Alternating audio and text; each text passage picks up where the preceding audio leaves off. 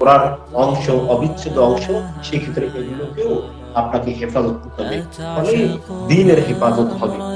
দ্বিতীয়ত হলো মাকাসিদুল জরুরিয়া লিহিফযিন নাফস, অর্থাৎ নফসকে হেফাজত করা, অর্থাৎ জীবনকে হেফাজত করা। যদি ইসলামী শরীয়ত ব্যবস্থায় হিফজুন নাফস অর্থাৎ নফসের হেফাজত বা আত্মার সংরক্ষণ করার যদি গুরুত্ব না করত, তাহলে দেখা যেত যে খুন, রাহাজানি, হত্যা, এই ধরনের অন্যায়, বর্বরতা, অবিচার এগুলো সীমাহীন বেড়ে যেত।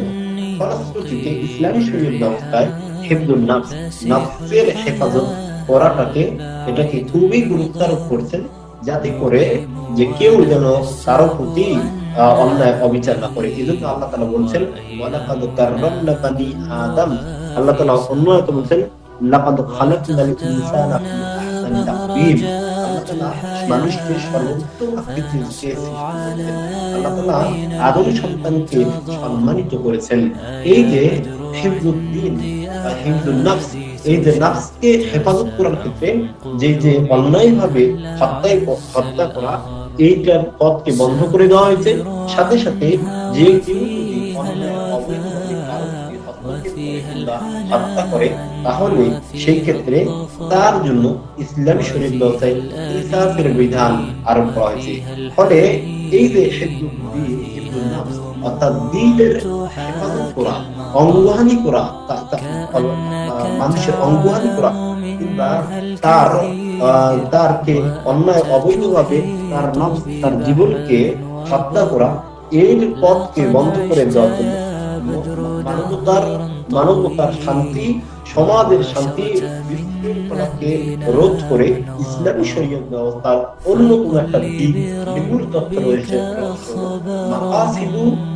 মাকাসিদু জরুরিয়া লিহিফযিন নাফস, অর্থাৎ নফস, আত্মাকে হেফাজত করার মাধ্যমে দ্বীনের কল্যাণকামিতার, প্রয়োজনীয় কল্যাণকামিতার যে উদ্দেশ্য উত্থাপন করা হয়েছে, এটা হচ্ছে অন্যতম হলো হিফজুন নাফস, অর্থাৎ নফসের হেফাজত করার মাধ্যমে।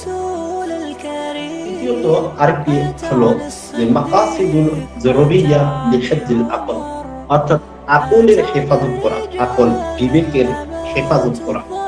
অর্থাৎ এই হিফজুল আকল, এই যে বিবেককে সংরক্ষণ করা বা বিবেককে হেফাজত করা, এটা যে বিষয়গুলো বিবেককে নষ্ট করে দেয়, যেমন মাদকতা, নেশা, আরো যে ধরনের অন্যায় লোক কাজ রয়েছে, কিংবা কুফরি, শিরকি, এই ধরনের বিষয়গুলো বা আমল আখলাক, এগুলো যেমন ভাবে বিবেকের উপরে ক্ষতিকর প্রভাব ফেলে, এই সকলগুলোকে বর্জন করে আকলের হেফাজত করা ইসলামী শরীয়ত ব্যবস্থায় এটাকে খুবই গুরুত্ব দেওয়া হয়েছে, যাতে করে আকল যেন ঠিক থাকে, এবং আকল ঠিক থাকলেই সে শরীয়তের বিধিবিধান গুলোকে বাস্তবায়ন করতে পারবে, পারতপক্ষে সেই ইসলামী শরীয়ত ব্যবস্থা মেনে নিয়ে চলতে পারবে।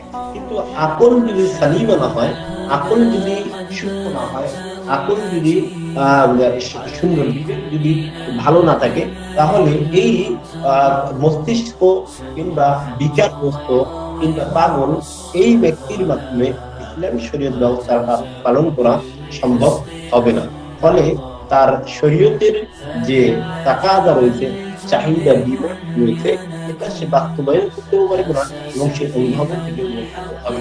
এর জন্য ইসলামী শরীয়ত ব্যবস্থার অন্যতম একটা টপিক হলো যে হিফজুল আকল, তথা আকলকে হেফাজত করা, আকলকে হেফাজত করা। এজন্য এই আকলের উপরে যে ধরনের বিরূপ প্রভাব সৃষ্টি করবে, সেই ধরনের বিষয়গুলো থেকে বিরত থাকতে হবে। এটা একটা মাকাসিদ, এটা একটা অন্যতম দিক এবং লক্ষ্য উদ্দেশ্য। 4 নম্বর হলো মাকাসিদুল জরুরিয়া লিহিফযিন নাসব ওয়াল আরব, অর্থাৎ নাসব, বংশ রক্ষা করা, বংশ রক্ষা করা। বংশ রক্ষা করার ক্ষেত্রে ইসলামী শরীয়ত ব্যবস্থার অন্যতম নিবিড় রহস্য হলো যে এখানে পৃথিবীকে আবাদ করবে বৈধ পন্থায় সন্তান প্রজনন, অর্থাৎ সন্তান উৎপাদন করার মাধ্যমে পৃথিবীকে আবাদ করা, পৃথিবী আবাদ করা। এখন এই ক্ষেত্রে বৈধ পন্থায় কেবলমাত্র একজন ছেলে একজন মেয়ের সাথে সম্পর্ক স্থাপন করবে, বিবাহ বন্ধনে আবদ্ধ হবে ইসলাম বহির্ভূত ভাবে, যত অশালীন অনাচার, ফ্রি মিক্সিং, প্রেম, ভালোবাসা ইত্যাদি অবৈধ সম্পর্ক, পরকীয়া ইত্যাদি সকল কিছু বিশৃঙ্খলা, এই যে অশ্লীলতার, অশালীনতার যে পথগুলো রয়েছে, এগুলো সকল কিছুকে বন্ধ করে দিয়েছে। কেন? কারণ এই পথগুলো যদি খোলা থাকে তাহলে যে সন্তান উৎপাদন হবে ঠিক, কিন্তু তারা পিতৃ পরিচয়হীন হবে এবং সমাজের অশ্লীলতার ভরাডুবিতে ডুবে যাবে।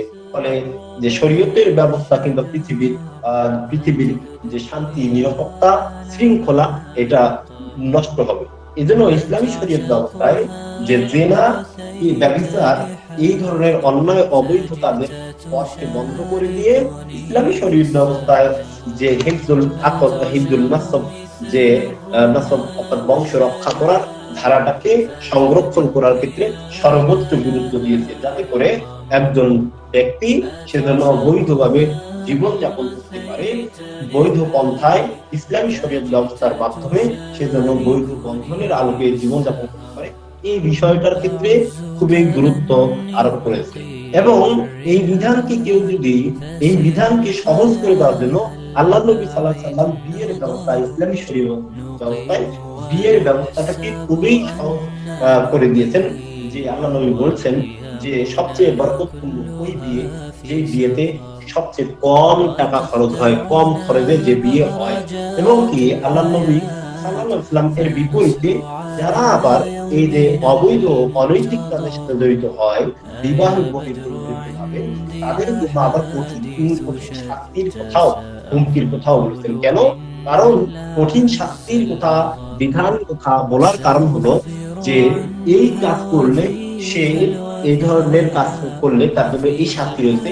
এই শাস্তির ভয়ে, এই ইসলামী অনুশাসন থাকার ফলে সে এই ধরনের অনৈতিক অনাচার, অশ্লীল কাজ থেকে সে বিরত থাকবে। ফলে এই সমাজের কাঠামোটা ঠিক থাকবে।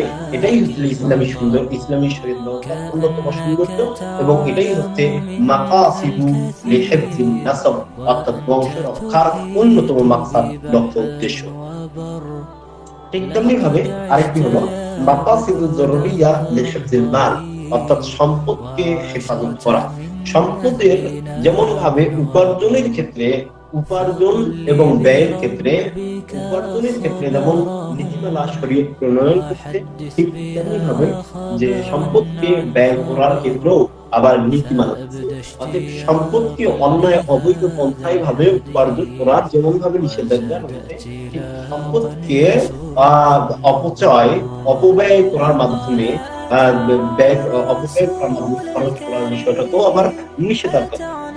অতএব যে একদম মালকে হেফাজত করার জন্য, মাল সম্পদকে সুন্দর সুষম কাঠামোগত দিক থেকে যে নিয়মতান্ত্রিক ভাবে উপার্জন এবং ব্যয় করার ইসলামী শরীয়ত ব্যবস্থায় গুরুত্ব আরোপ করা হয়েছে।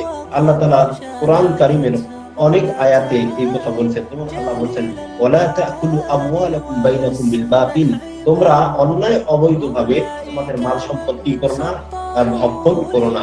আল্লাহ তাআলা অন্য আয়াতে বলছেন যে উৎসাহিত করছেন রিজিক অন্বেষণ করা, অর্থাৎ মাল সম্পদ বৈধ পন্থায় উপার্জন করার ক্ষেত্রে আবার উৎসাহিত করছেন যে হুয়াল্লাযী জাআলা লাকুমুল আরদা যালুলান ফামশু ফি মানাকিবিহা।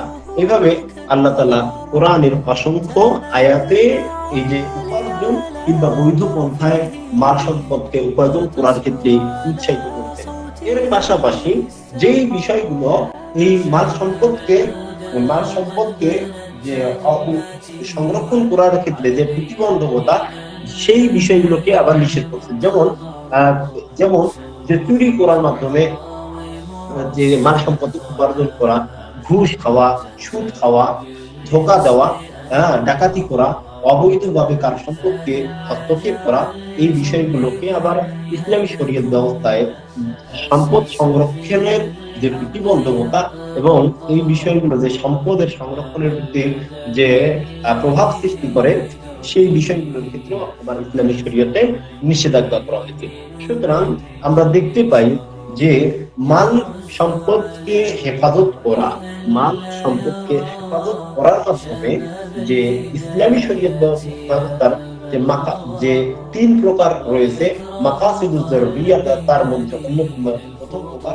এই প্রকারের মধ্যে এই সকল পাঁচটা বিষয়গুলোকে বলা হচ্ছে মাকাসিদুজ জারুরিয়া আল কুল্লিয়া, অর্থাৎ সামগ্রিক অর্থে একজন ব্যক্তির জীবনে, একজন মুসলিমের জীবনে যে মাকাসিদ গুলো রয়েছে, লক্ষ্য মাসালেহ কল্যাণ রয়েছে দুনিয়া এবং পরকাল, এই দুনিয়া এবং পরকালের সামগ্রিক চিত্রটাকে এই ইসলামী শরীয়ত ব্যবস্থার এই নিগুড় তত্ত্ব রহস্যের মধ্যে এই পাঁচটাকে ইনক্লুড করা হয়েছে, অন্তর্ভুক্ত করে এই বিষয়টাকে সুষমভাবে আলোচনার মাধ্যমে শরীয়ত ব্যবস্থাকে বোঝা এবং বাস্তবায়ন করার যে দৃষ্টিভঙ্গি, এটাকে আলোকপাত করা হয়েছে। অতএব হিফজুদ্দিন, হিফজুদ্দিন, হিফজুদ্দিন, হিফজুল নফস, হিফজুল হিফজুল আকল, হিফজুল নাসব আর হিফজুল মাল, অর্থাৎ দ্বীনের হেফাজত, দ্বীনের হেফাজত, নফস জীবনের হেফাজত এবং আকলের হেফাজত অর্থাৎ বিবেকের হেফাজত, বংশের হেফাজত এবং মাল সম্পদের হেফাজত করার মাধ্যমে দুনিয়া এবং পরকালীন সফলতা এবং এর নিগুড় তত্ত্ব রহস্য ইসলামী শরীয়ত ব্যবস্থার এই অন্যতম আলোচ্য বিষয় মাকাসিদুশ শারঈয়া, শরীয়ত বুঝার নীতিমালার মধ্যেই আলোচনা করা হয়েছে। অতএব এই বিষয়গুলোকে যতক্ষণ পর্যন্ত কোনো ব্যক্তি বুঝবে না, ততক্ষণ পর্যন্ত সে শরীয়তের শক্তির যথাযথ হক আদায় থেকে বঞ্চিত হবে। আমরা আজকে মাকাসিদুশ শারঈয়ার যে তিনটা প্রকার রয়েছে, এই তিনটা প্রকারের মধ্যে আজকে প্রথম প্রকার আলোচনা করলাম। সামনে ইনশাআল্লাহ দ্বিতীয় এবং তৃতীয় নিয়ে আলোচনা করব। আজকে ক্লাস আমরা সংক্ষেপে রাখলাম। আল্লাহ ভরসা, ইনশাআল্লাহ যারা পরবর্তীতে শুনবেন দেখবেন, আপনাদেরকে সকলকে জানাবো আন্তরিক ধন্যবাদ ও মোবারকবাদ। আপনারা এই বিষয়গুলো বোঝার চেষ্টা করবেন। ওয়াফাকাকুমুল্লাহ, আল্লাহ সকলকে আমিন। আসসালামু আলাইকুম ওয়া রাহমাতুল্লাহি ওয়া বারাকাতুহু।